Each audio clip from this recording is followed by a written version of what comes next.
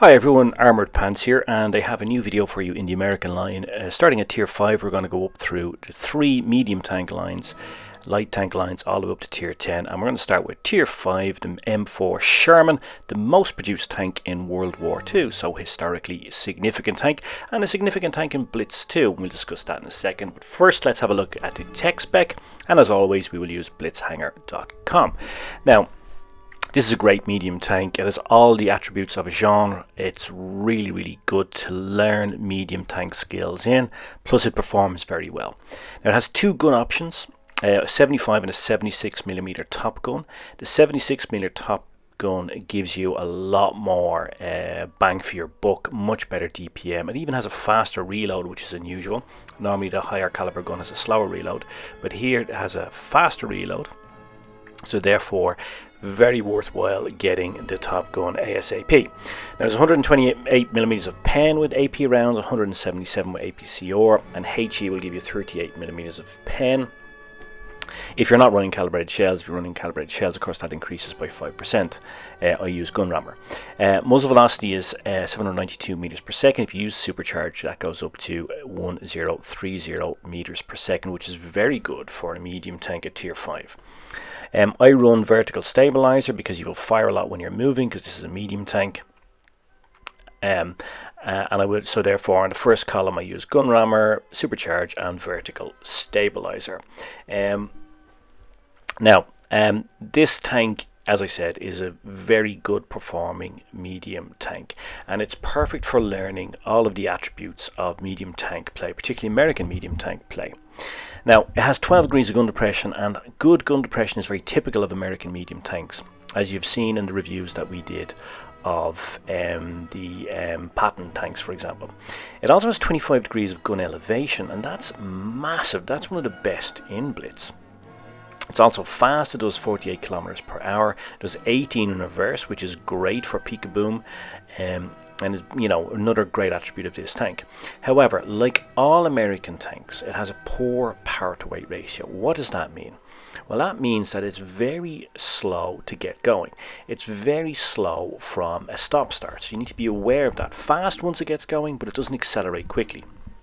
It does have excellent reverse, by the way, which makes it a great brawler, particularly with that 76mm gun plus the frontal armor, which we're going to have a look at in a second, means that this tank is a very competitive tank, particularly if you're top tier. But even if you're up tiered in this tank, it can compete. And when we look at the gameplay, you'll see a mastery game delivered when I'm up tiered. So this tank is extremely competitive. The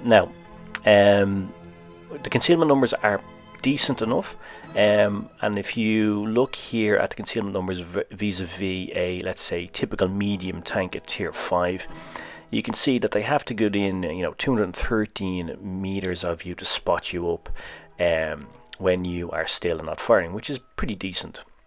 It means they get pretty close to you before they find you. Now, in terms of the armor profile, this does have some armor. It has very good frontal armor. It also has this sloped armor. It has a lot of angles on it, as you can see there on the left hand side. And it has a very big gun mantlet. Now the gun mantlet can't be penned, right? This purple patch here on the turret. So why is this important? Well, when you have 12 degrees of gun depression, it means you can pop your turret over a hill, fire down the hill, only exposing the turret. The turret has strong armor, but most of the front of the turret is that gun mantlet, so it's extremely difficult to pen you, even if you've got a clear shot. Once you just show that turret, and the 12 degrees of gun depression means that you can pop your top over without having to expose the rest of your body, and it's a very good tactic, and one which is typical of American medium tank play. So learn it, perfect it with this tank, and you'll be able to use it all the way up to Tier 10 should you follow the American medium tank line all the way up to the M48 Patton, which is one of its key characteristics and why it's such a favorite of many Unicum and Super Unicum players, because of that hull down, great gun depression, strong turret, strong mantlet characteristics of these tanks. If you learn it here at Tier 5, it will be a skill that you can utilize again and again all the way up to Tier 10. So practice it here. It's much more forgiving at Tier 5, so practice it here, learn the skill, and then you'll be able to transfer that and use it as you move up.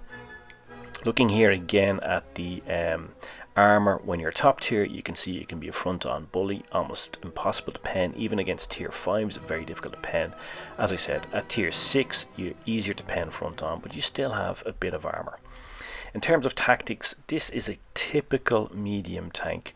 So typical medium tank tactics: A or M, arm, assess, reassess, move.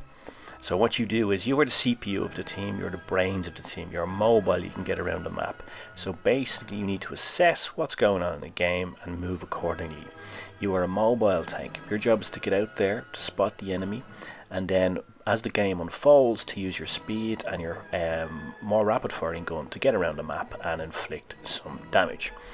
If you're in doubt as to what a medium tank role is, then go and have a look at the medium tank guide that we have on channel, or if you've been playing away from medium tanks for a while, maybe go back and have a look at that just to get a refresher. Now, what I decided to do on this map is, I've had a look at the setup. So I've had a look at the reds list, had a look at my own green list, and I see that there's a very good chance that I can come here and put a lot of pressure onto their heavies as they move down the map. So that's what I'm saying about arm, assess, reassess, move. So I've assessed the map, I've assessed the gameplay, the potential way that the game is going to roll out based on the setup of the other team, and I've moved accordingly. So what have I done here using this tank's speed? And now you can see I'm using this strong turret to pop over where most of my body is protected by that hill. You see I've gotten several bounces already. But more importantly, I've completely spotted up the enemy team. So I've done my job as a medium tank. One of the key roles of a medium tank, especially if there's no light tanks on your team, is to spot the enemy for your allies. You have a superior view range, and you have better concealment, and therefore your job is to get out there and spot the enemy. And in this game, I've done that perfectly. I have gone up and I've spotted nearly all of the enemy. We'll have a look when we look at the details of the game results, how many of them I actually did spot up. Nice there, work on the A20 by his own ally, rammed straight into him, made him miss a shot and stopped him actually backing up and took more damage. You can see there, by the way, the max roll on this tank is 200 alpha, which for a tier 5 medium is pretty good. You can imagine if you're up against a tier 4 medium or light tank with 400 something hit points, you can roll them for half their hit points. I decided to go after the KV1 here, as I think he is the biggest danger, plus he's going into the base.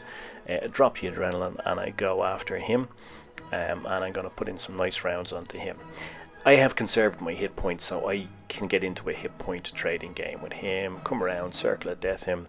I'm in a confined space, so it's very difficult to do. I try to do a rollback here, but I'm slow. Take another one, but I know I have the hit points to do it, so I'm not concerned about that. So we see there again a very good example of playing this tank. Over 2k of damage, which at tier 5 is really good. You can see almost twice the damage of the next guy on my team. Deliver a first class mastery badge. But more importantly, you know, the lesson to learn from this is the playing of a medium tank in its role, how it should be played. We see here all the spotting that's coming up, right? So I spotted up the T-34, did damage on the A-20, did damage on the Panzer 454, spotted up the B1, spotted up the KV1, spotted up the Crusader. This is all extremely important for a team to win, because once you spot up the enemy, and experienced players know this, that is relayed to all of your team. So even if they don't have direct line of sight, and therefore your whole team knows where the enemy team is, your teammates remain unspotted and you have a huge advantage and you have a much better chance of winning the game. And the M4 Sherman has the ability to do that quite well. Now this is the second game I said. It is the mastery game. It's delivered on main runes on a supremacy game. It's supremacy because I'm up tiered. As you know, you can't play supremacy in tier 5 unless you're up tiered, and there are tier 6 tanks there because supremacy is only played from tier 6 upwards. But if you're up tiered, you can play supremacy. It gives you a better chance of getting a mastery game in a tier 5 tank, because you get a lot of XP for capping bases, and as we know, capping bases is what delivers XP. Now, capping base delivers XP, and XP is what delivers mastery badges, or any type of badges really. It's not only about damage, and you'll see in this game I do maybe only 60% of the damage that I do in the first game, and yet I deliver a mastery badge. Why is that?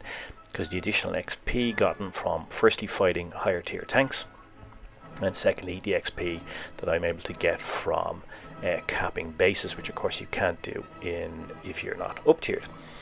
So again, I'm doing what I should do as a medium tank.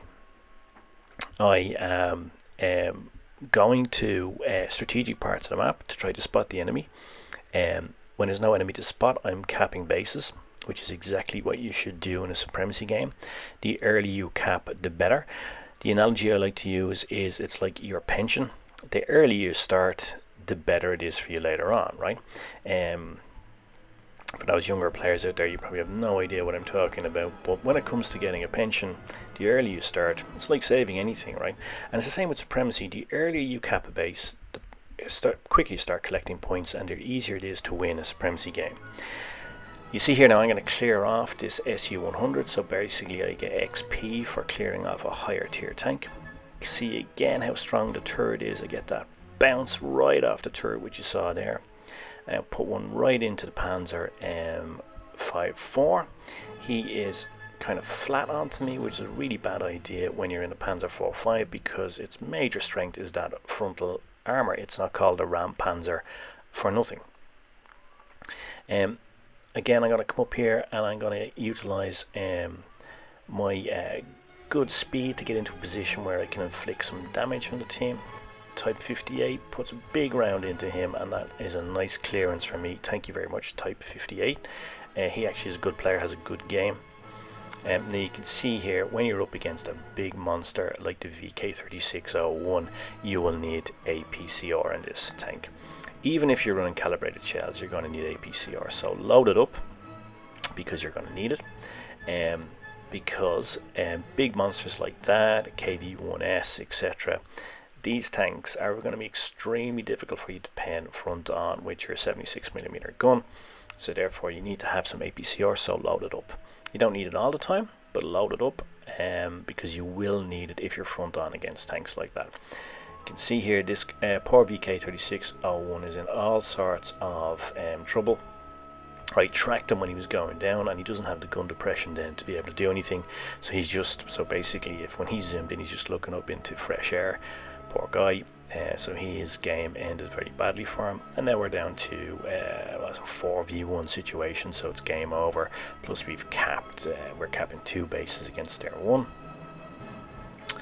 And now what I'm doing is, I was very cheeky and I actually waited to get that kill because I had a feeling that I might be able to get a mastery badge if I got another kill, and yes, there you go. But as you can see, only 1300 damage on that game. You know, so almost a thousand less damage than I did in the first game. But of course, as we've always said, mastery badges are delivered by XP, not necessarily about damage. And the XP I got in this game for killing higher tier tanks, for capping, and for spotting, and for active actions, and when I'm playing against higher tier tanks, delivered the mastery badge. So as we said, and I think that's a very clear example, those two games are a very clear example of why damage is not what necessarily delivers mastery badges. And you often see people posting in forums and Facebook and hey, I did this damage, didn't get a mastery badge. Why? And it's because many players, particularly inexperienced, feel that mastery badges, and generally all badges, are delivered by damage and or kills, and that's, they of course contribute to it, but they're only one of the things, or two of the things that contribute. There are many other things, active actions that you can do during the game that deliver mastery badges and other badges, and this game is those two games contrasting are a great illustration of that. Now let's recap on this really great tier 5 medium tank, which is really fantastic, and it's a perfect practice for higher tiers, and it's a perfect tank to practice medium tank skills in. One thing about it is, though, it has a very poor credit coefficient. It's only 65%, which is actually the second lowest in its tier, so I thought I'd point that out. You're not going to earn much credits when you're grinding this tank. But that aside, it's a great medium to learn in. Use the top gun, as I said, better DPM, better reload, get that 76mm gun as soon as possible. You will enjoy it. A 7.4 second reload on it if you use gun rammer is pretty good, and you can do 160 damage points per round, and as we saw, 200 is your max roll. As poor power to weight ratio, which means it's going to be slow from stop start, so take note of that, but it's fast once it gets going. The traverse is great, which makes it a great brawler, and it's quite mobile when in a brawl. Its gun alignment is amazing, 12 degrees of depression, 25 of elevation, so the gun alignment is fantastic.